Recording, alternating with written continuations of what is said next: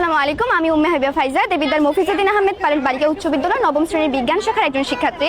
আজকে আমরা দেবিদ্বার অঞ্চলে দেবিদ্বার উপজেলা থেকে মাননীয় এমপি মহোদয় জনাব হাসনাত আব্দুল্লাহ ভাইয়ের পক্ষ থেকে ওনার উদ্যোগে জাতীয় সংসদ ভ্রমণ সহ বাংলাদেশ সামরিক জাদুঘর ভ্রমণ করেছি, যেখানে আমরা শিখতে পেরেছি আসলে বাংলাদেশের অতীতকালের ঐতিহ্য সম্পর্কে।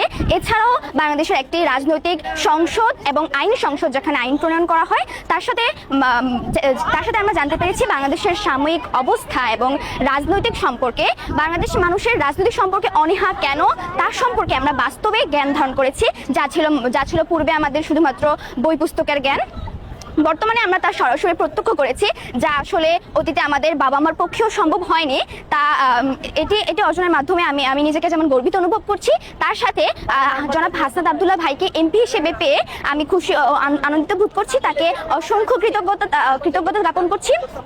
তার সাথে আমরা প্রত্যাশা করছি তিনি দেবিদ্বার মানুষের জনগণদের যে নাগরিক দুর্ভোগ, রাস্তা সহ বিভিন্ন কার্যক্রমে তিনি শিক্ষাকে আরো উন্নত করবেন এবং মানুষদেরকে বুঝাবেন যে শিক্ষা কেন জরুরি, এবং তিনি দেবিদ্বারকে বাংলাদেশের একটি অত্যন্ত গুরুত্বপূর্ণ এলাকা হিসেবে তুলে ধরবেন। ধন্যবাদ তাকে। ধন্যবাদ সকলকে। আমি 2025-এর সাধারণ বৃত্তিপ্রাপ্ত একজন শিক্ষার্থী। আজ জনাব মহোদয় হাসনাত আব্দুল্লাহর মাধ্যমে আমরা যা কল্পনা করতে পারিনি তা চোখে দেখতে পেরেছি। আমরা সামরিক মিউজিয়াম দেখতে পেরেছি কিছুক্ষণের জন্য, তার মধ্যে অনেকগুলো বিভাগকে আমরা ঘুরে ঘুরে দেখতে পেরেছি এবং তা থেকে জ্ঞান অর্জন করেছি। এবং আমরা এলডির মধ্যে দুপুরে লাঞ্চ করেছি। তারপর আমরা অধিবেশনে এসে বিভিন্ন মন্ত্রীদের বক্তব্য শুনেছি।